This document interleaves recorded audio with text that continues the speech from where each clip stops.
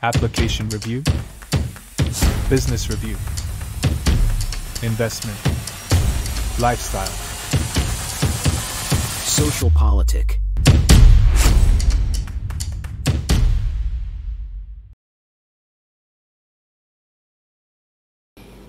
Halo Bapak Ibu, saudara-saudari sekalian, lovers and haters. Salam cerdas Indonesiaku. Jumpa lagi kita pada kesempatan kali ini. Bagi Anda yang belum subscribe channel saya, silakan subscribe channel saya, tekan loncengnya agar Anda dapat notifikasi setiap kali saya mengupload video-video saya. Oke, kali ini saya akan membahas mengenai sidang pra-peradilan kemarin ya, yang diajukan oleh, maksudnya permohonannya diajukan oleh Hasto melalui kuasa hukumnya ke Pengadilan Negeri Jakarta Selatan.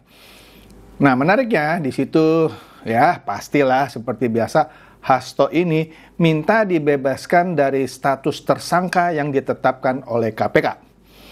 Nah, nanti saya akan bahas ya, bagaimana itu pra-peradilannya ya. Wah, pasti seru ya. Makanya sabar, kalau nonton video saya jangan di skip. Tapi seperti biasa, ada yang ringan dan yang lucu dulu nih mau lewat. Oke, kita lihat dulu ini satu ya. Ini si Muhammad Guntur Romli yang sering saya sebut sebagai politisi tak beretika. Saya ulang terus deh nih orang nih satu ya. Dia ini kader PSI waktu itu ya. Dia benci banget sama Prabowo. Ya. Kemudian dia mengundurkan diri dari PSI dengan alasan waktu itu PSI menerima kunjungan Prabowo. Padahal sebelum dia mengundurkan diri dengan alasan Prabowo mengunjungi kantor PSI, dia diam-diam ngumpet-ngumpet mencalonkan diri atau mencalekkan diri melalui PDIP. Harusnya sebelum dia mencalekkan diri melalui PDIP, dia berhenti dong mengajukan pengunduran diri dari PSI, kemudian mencalekkan diri melalui PDIP. Ini enggak. Dia sudah mencalekkan diri melalui PDIP, kemudian momen dia mengundurkan diri itu beberapa saat kemudian, mungkin sebulan kemudian, ketika PSI menerima kunjungan Prabowo. Kan nggak punya etika ya. Kalau mau begini dong. Oke, lu mengundurkan diri karena nggak suka sama Prabowo, fine. Setiap orang punya hak untuk suka, untuk tidak suka. Setelah itu baru mencalekkan diri, betul kan? Tapi dia sudah mencalekkan diri, kemudian alasan pengunduran diri itu kira-kira sebulan atau lebih setelah PSI menerima kunjungan Prabowo. Ini makanya saya bilang orang yang tidak punya etika. Nah, di sini ya, dia bikin hoax dan fitnah lagi nih. Kita lihat ya. Anda lihat di bawah dulu nih ya. Guntur Romli itu dia adalah satu ilustrasi ya. Bahlil bilang siap paduka Raja Jawa. Seakan-akan Bahlil ini anak buahnya Jokowi ya, yang bikin ulah seakan-akan gitu ya. Dia bikin susah orang, dalam hal ini orang miskin lah katanya ya, dalam beberapa hari katanya ya. Seakan-akan ada titah atau perintah dari Raja Jawa, bikin susah orang miskin beberapa hari. Ya, biar saya bilang piye kabare, enak zamanku toh. Seakan-akan Pak Jokowi itu ingin menjelekkan Prabowo. Lah, gak mungkin lah. Orang Prabowo itu didukung oleh Jokowi, masa Jokowi mau menjerumuskan Prabowo dengan memberikan titah kepada Bahlil? Ini kan karangan bebas dari seorang yang namanya Muhammad Guntur Romli. Ya, dia bilang ini pesanan dari Raja Jawa. Ya, waduh, supaya masyarakat merindukan zamannya Jokowi. Ya, menteri titipannya itu bikin blunder agar dia dibutuhkan, maksudnya agar Jokowi dibutuhkan. Dibutuhkan gimana? Untuk memerintah lagi? Enggak. Romli, kalau mau bikin fitnah atau hoax, lu pinter dikit. Kalau begini lu kelihatan dungu banget ya. Oke? Nah, jadi Brigadir JM bilang hoax dan fitnah sudah menjadi mainan rutin Bani Lobet 16%. Nangkap ya?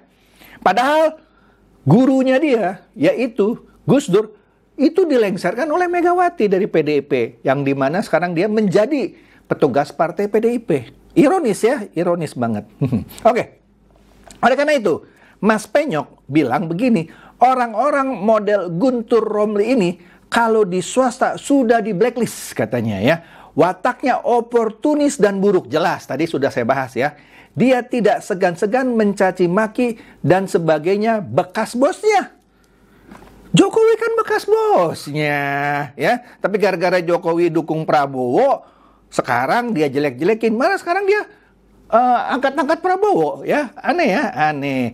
Jadi meski di politik gak sehina itu kali Rom. Iyalah lu busuk kang banget lu ya. Oke. Nah, ini nih. Ada lagi suatu ya gorengan yang dibilang bahwa Pak Prabowo akan diprediksi akan dikudeta pada tahun 2025. Tahun ini juga nih ya. Orang dalam lingkaran jadi aktor utama. Astaga, ini bikin hoaxnya murahan banget ya. Terus Yanti bilang, sebelumnya Ibu Koni juga sudah memperingatkan loh. Pret lah.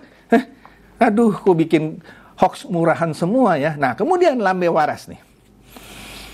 Jadi gini katanya, jika Anies dan Ahok masuk dalam koalisi KMP, koalisinya pemerintahan yang sekarang ya, maka para menteri titipan Mulyono, jadi dianggap ada menteri ya titipan Jokowi, oke deh terserah lu deh ya, akan pada mengundurkan diri tanpa perlu di reshuffle katanya ya, karena tidak sefrekuensi.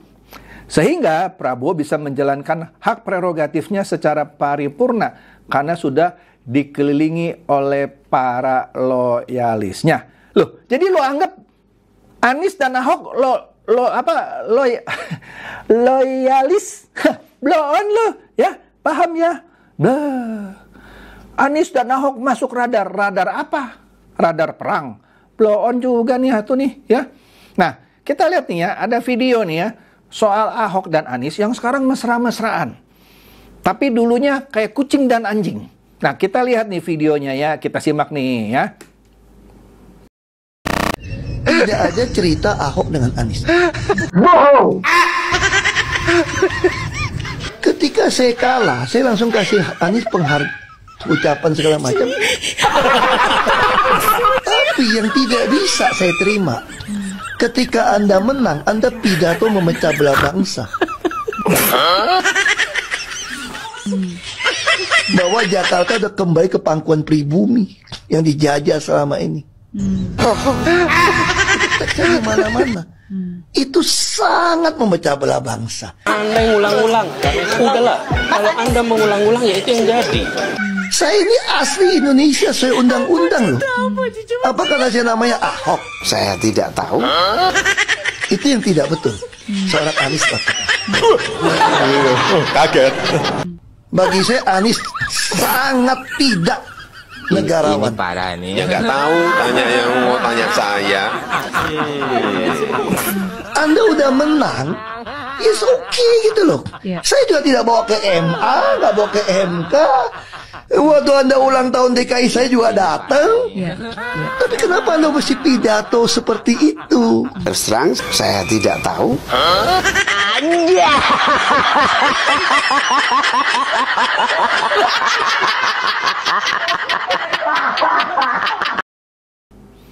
Ya, Anda lihat sendiri ya. Tidak ada cerita Anies dengan Ahok. Terakhir sekarang dia mesra-mesraan. Saya lagi menantikan kabar kejutan katanya ya. Tapi ini sudah masuk Februari, kabar kejutan antara Anies dan Ahok tuh ya. Nggak keluar-keluar ya. Walaupun ada bocoran sebelumnya katanya mau dicapres dan cawapreskan oleh PDIP nanti 5 tahun lagi. Ya nggak tahu lah, gelap lah ya. Sampai sekarang nggak ada kejutannya tuh ya. Nah, oleh karena itu kita lihat nih. Ini ada karikatur lucu nih ya. Bunyinya begini, lain kali meludahlah di tempat yang bersih agar kau tidak jijik saat menjilatnya kembali. Wah, ini cocok buat Ahok dia. Dia sudah buang ludah tapi dijilat. Tak ada cerita Ahok dengan Anies. Saya sekarang mesra. Mau bikin berita kejutan. Tapi sudah lewat juga Januari. Ya kita tunggu Februari berita kejutannya apa. Oke? Nah, kemudian Partai Sosmed mencuit begini. Ada akun-akun buzzer partai yang sedang semangat meributkan sertifikat di laut. Gara-gara tidak tahu bahwa pemilik sertifikat di laut itu adalah elit partainya sendiri. Nah, Kita tahu kan buzzer dari anak Abah dan anak Lobet kan ribut tuh. Tapi di sini Partai Sosmed nggak tahu dia. Pemilik sertifikat di laut itu adalah elit partainya sendiri. Siapa? Saya juga nggak tahu sih ya. Kita lihat aja nanti ya. Oke. Nah, Intel Imut bilang, saya nggak tahu ya ini ada hubungan dengan yang tadi nggak ya. Dia bilang menurut orang dalam waktu dekat salah satu nama politisi PDIP siap-siap ditangkap KPK. Ya bukan Hasto lain lagi yang akan saya bahas sebentar lagi ya. Siap-siap ya Banteng. Aduh, ngeri-ngeri sedap nih ya. Nah, kita lihat nih ya, ini sudah pernah saya bahas bahwa Hasto diduga kasakusuk cari makelar atur pra-peradilan. Jan Faridz terpleset. Oleh karena itu, kan rumahnya Jan Faridz kan digeledah. Ya, kabarnya menurut inilah.com, Hasto mencari peluang untuk sebut saja menyuap gitu ya. Hakim pra-peradilan melalui Jan Faridz. Menurut berita inilah.com, pernah saya bahas juga. Oleh karena itu, Partai Sosmed bilang begini, iya, dan sudah jadi rahasia umum tentang kasakusuk Hasto di pra-peradilannya kan, maka KPK harus pantau ketat hakim pra-peradilannya. Mantap, ketahuan ya. Nah, dan Partai Sosmed sekali lagi mencuit bahwa proses peradilan Hasto KPK harus pantau ketat, yang seperti disebutkan tadi ya, hakim pra-peradilannya. Jangan sampai ada keputusan transaksional. Nah, ya. Nah, oleh karena itu, kemarin hari Rabu, ya, di sidang pra-peradilan Hasto Kristianto minta Pengadilan Negeri Jakarta Selatan untuk batalkan status tersangka yang ditetapkan oleh KPK. Nah, jadi ceritanya, Hasto Kristianto meminta kepada Pengadilan Negeri Jakarta Selatan untuk menggugurkan, ya boleh aja namanya usaha kan, pra-peradilan pasti begitu ujung-ujungnya, minta menggugurkan status tersangkanya ya, dalam kasus suap dan merintangi penyelidikan dan penyidikan Harun Masiku. Hasto juga minta hakim menyatakan tidak sah pencegahan dirinya ke luar negeri yang dilakukan KPK baru-baru ini kan ya. Jadi hal itu disampaikan Hasto melalui petitum ya. Permohonan pra-peradilan, ada nomornya tuh ya, yaitu nomor 5-pit-pra-2025-PN-Jaksel yang dibacakan kuasa hukum Hasto dalam sidang perdana. Ini baru sidang pertama nih ya, di Pengadilan Negeri Jakarta Selatan Rabu kemarin. Oke? Termohon dalam permohonan pra-peradilan ini adalah KPK CQ pimpinan KPK. Ya. Nah, dalam hal ini tim Biro Hukum KPK hadir dalam sidang ini kan, sebelumnya tim hukum KPK tidak hadir. Yang kali ini dia hadir ya. Nah, jadi ini sidang pertama nih yang resmi. Nah, katanya juga ya, wah ini menarik nih ya, bahwa acara dalam sidang perdana ini adalah pembacaan permohonan atau dianggap dibacakan ya. Nah, itu ditanya nih, pembacaan atau dianggap dibacakan. Kenapa? Karena kan permohonan itu sebelumnya sudah diberikan dan harusnya juga diberikan ke KPK. Nah, nanti kita lihat nih, ada yang menarik nih ya. Nah, sabar. Kemudian kuasa hukum Hasto yaitu Roni Talapesi bilang akan dibacakan yang mulia ya. Jadi intinya permohonan itu akan dibacakan ya. Terus dibacakan panjang lah ya. Roni salah satunya bilang KPK itu menetapkan Hasto sebagai tersangka katanya tanpa 2 alat bukti. Padahal KPK punya alat bukti lebih dari 2. Tapi nantilah ya, nggak usah ngomongin sekarang. Nggak mungkin lah suatu institusi berani menetapkan seseorang jadi tersangka tanpa 2 alat bukti yang cukup dan sah ya. Dan dia juga bilang begini, katanya, ini lucu ya, bahwa penetapan Hasto sebagai tersangka itu bocor katanya ya, menjelang perayaan Natal. Oke, bocor ya. Terus kenapa kalau bocor? Nah, ini dia nih, dia bilang karena itu jadi acara Natalannya Hasto terganggu ya. Astaga. Dan juga katanya sudah ada keputusan yang inkrah dan alat bukti yang inkrah pada perkara lain yang berhubungan dengan Harun Masiku. Jadi dianggap karena sudah ada putusan yang lalu, tapi kan putusan yang lalu bukan soal Hasto, ya. Oke lah, namanya kuasa hukum, kan berusaha boleh ya. Kemudian ada juga kuasa hukum Hasto yang lain, yaitu Todung Mulya Lubis ya. Dia bilang kliennya belum pernah diperiksa sebagai calon tersangka. Siapa bilang? Siapa bilang? Itu kan yang katanya Hasto kedinginan kan diperiksa dalam hubungannya sebagai calon tersangka. Ya. Ya udahlah, capek dah nih ya. Ya. Dia bilang penetapan tersangka terhadap pemohon tanpa dilakukan pemeriksaan calon tersangka terlebih dahulu. Sudah. Yang HP-nya disita segala macam itu kan pemeriksaan ya. Waduh. Udahlah, panjang di sini. Jadi dikatakan KPK itu sewenang-wenang dalam menetapkan Hasto sebagai tersangka. Ya. Waduh. Panjang deh. Kemudian apa lagi? Dia bilang juga di sini, pembacanya panjang. Jadi dikatakan bahwa penetapannya itu tidak sesuai dengan hukum atau cacat hukum maksudnya ya. Itu dikatakan oleh kuasa hukum Hasto yang satu lagi yang namanya Patra Zen ya. Penetapan Hasto sebagai tersangka dianggap cacat hukum. Dia mengatakan KPK menggunakan bukti lama yang telah selesai disidangkan. Lah, padahal KPK punya bukti baru kan? Yang handphonenya disita, dalamnya ada percakapan kan, makanya ketahuan. Dia suruh Harun Masiku cemplungin HP-nya ke ke bak air mandi atau apa gitu ya. Lah, berarti bukan bukti lama, itu bukti baru ya. Maka dari itu mereka berargumen ini cacat hukum. Aduh. Aduh. Ya, tapi namanya orang berusaha boleh lah. Nah, kemudian ini dia nih. Ini menarik nih. Kuasa hukum Hasto menyoroti bahwa penetapan tersangka atas Hasto itu dilakukan usai pimpinan KPK baru bertugas. Jadi maksud lu, kalau pimpinan KPK yang baru itu baru mulai bertugas tidak boleh menetapkan seseorang jadi tersangka? Aduh. Lucu ya. Nah, jadi dikatakan di sini, kuasa hukum Hasto yaitu Roni Talapesi, dia mengungkit penetapan tersangka itu dilakukan dalam waktu cepat setelah pimpinan KPK itu bertugas. Terus kenapa? Jadi mesti tunggu pimpinan KPK menjabat 1 tahun baru boleh ditetapkan tersangka. Lah kok ngatur? Lah enggak lah. Mau cepat mau lambat urusan KPK. Ya tapi ya namanya kan pengacara kan berusaha boleh lah ya. Jadi penerbitan surat perintah penyidikan sprindik dilakukan dalam waktu singkat dan cepat.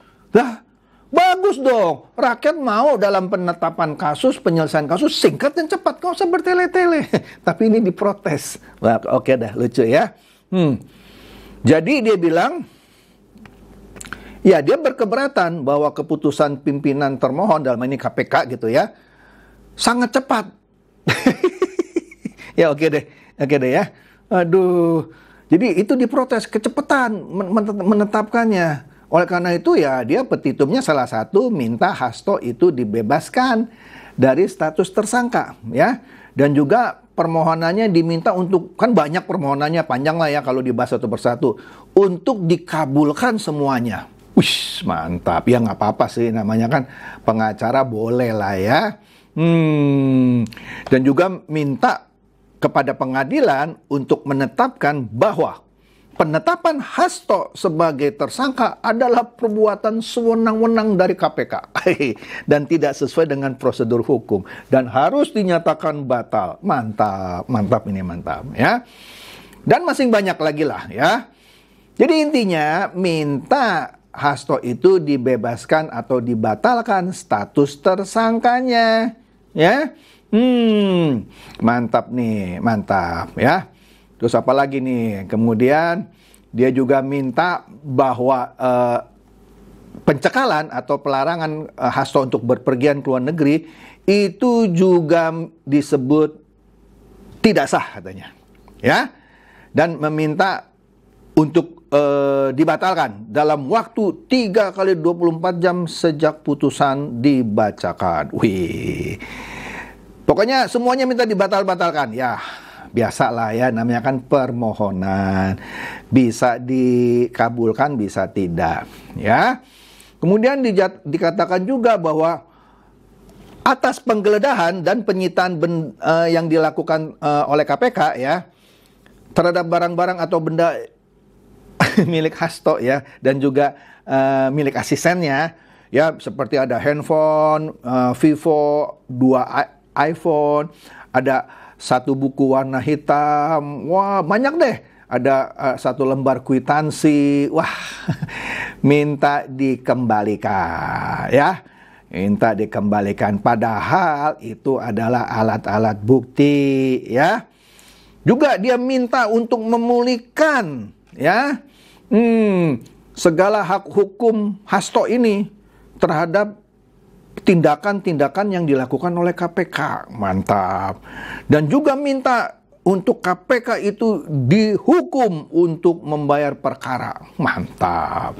Hebat nih, hebat ya. Kita lihat saja nih ya. Kita lihat. Nah, gitu deh kira-kira ya. Jadi intinya minta untuk dibatalkan status tersangkanya, ya. Kita tunggu, ini kan baru sidang perdana, ya, sidang perdana. Oke. Padahal yang menarik dari sini adalah ada pengacaranya Hasto juga yang juga ditetapkan sebagai tersangka, yaitu Doni Tri Istiqomah. Dia tidak ikut-ikutan seperti Hasto mengajukan gugatan pra-peradilan. Dia lebih memilih, ya udah ntar adilin aja saya. Bagus, tapi oke lah, kan namanya hak orang beda-beda ya. Maksudnya keputusan orang untuk mengeksekusi haknya itu beda-beda. Kalau Hasto mau menggunakan haknya untuk mengajukan pra-peradilan, sedangkan pengacaranya yang juga ditetapkan sebagai tersangka yaitu Doni Tri Istiqomah, dia tidak mengajukan pra-peradilan. Oke. Nah, kemudian, ini juga menarik nih. Liputan 6 memberitakan bahwa KPK protes kubu Hasto 2 kali ubah permohonan pra-peradilan. Maksudnya apa ini? Jadi begini katanya. Setelah kubu Hasto itu membacakan petitum gugatannya yang tadi saya bahas itu ya, Biro Hukum KPK mengaku belum menerima draft permohonan pra-peradilan penggugat yang baru setelah mengubah isi petitumnya. Jadi sebelumnya ada ya draft permohonan dan sudah diterima oleh KPK. Nah, biasanya dari permohonan asli ya, KPK kan Biro Hukumnya kan sudah menyiapkan jawaban. Ya dong, misalnya permohonannya ABC, pasti ABC itu sudah dipelajari dan Biro Hukum KPK siap untuk menjawab ABC gitu ya. Ini gampangnya gitu ya. Tapi dirubah. Disebutnya dirubah 2 kali. Dan perubahan itu nggak diterima oleh KPK. Jadi KPK mau jawabnya gimana? Begitu ya, ngerti ya? Nggak bisa dong, baru dibacakan langsung dijawab di tempat. Yang benar adalah itu harus diberikan sebelumnya. Ya, kalau mau dirubah pun harus diberikan perubahannya supaya Biro Hukumnya bisa menjawab di tempat itu. Kalau enggak, bagaimana mungkin dalam waktu beberapa menit mempelajari petitum? Nangkap ya? Nah, jadi oleh karena itu KPK protes. Enak aja lu main rubah-rubah tapi lu nggak kasih gue gitu ya. Iyalah. Nah, jadi KPK ngotot di sini bahwa dia belum terima perbaikan itu. Ya. Nah, baru tahu sekarang ini kan mestinya diberikan sebelumnya, ya. Jadi kubu KPK minta kepada hakim tunggal yang memimpin sidang pra-peradilan itu, ya, yaitu Ju Yamto, agar diberikan waktu supaya menyusun jawaban atas gugatan Hasto ini, sekaligus untuk dilaporkan kepada pimpinan KPK, ya. Menarik ya, menarik. Ya udahlah, kita tunggu nih ya, karena ini kan baru sidang pertama. Dan dalam sidang pertama, kubu Hasto sudah 2 kali merubah petitumnya tadi, ya, dan kubu KPK tidak menerima. Ya tentu saja kemarin kubu KPK tidak bisa langsung menjawab, Nah, dari gugatan yang terakhir ini nanti dia akan dilaporkan kepada pimpinan KPK. Pastinya dalam sidang berikutnya akan disusun jawaban dari KPK. Ya, jadi ini menarik ya. Kita nantikan sidang berikutnya. Oke. Nah, apalagi yang menarik? Nah, yang menarik adalah ini lucu nih. Lucu banget. Nah, jadi jelas ya, akan ada sidang berikutnya. Pertanyaannya. Ini kan juga pernah dibahas oleh Tempo ya. Nah, ini kita lihat nih, Mas Vel menggunakan liputan Tempo. Waktu zaman dulu dia tanda kutip memusuhi PDIP. Sekarang kayaknya dia mesra sama PDIP. Dulu ketika dia memusuhi PDIP, dia pernah membuat ini nih, terpojok kasus suap KPU, karikatur, ada gambar Hasto di dalam kotak. Ya kan? Nah, di sini beritanya, ini singkat aja, 2 orang dekat Sekjen PDIP, Hasto Kristianto, dicokok, ditangkap maksudnya ya, penyidik karena diduga menyuap anggota Komisi Pemilihan Umum Wahyu Setiawan. Penyuapan dilakukan demi meloloskan pergantian antar waktu anggota DPR dari partai itu. Mengapa Hasto bersembunyi di sekolah kepolisian?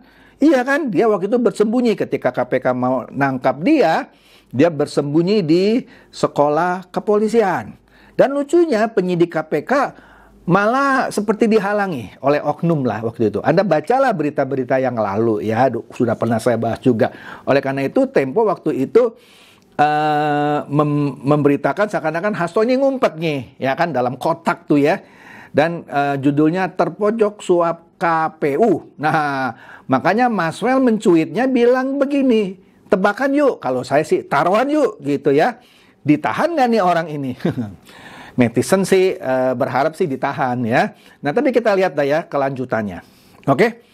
Itu saja dari saya. Semoga ini mencerdaskan dan mencerahkan Anda semua. Silakan share video saya ini kepada teman-teman, sahabat atau kerabat supaya mereka tambah cerdas dan tercerahkan. Seperti biasa, terima kasih.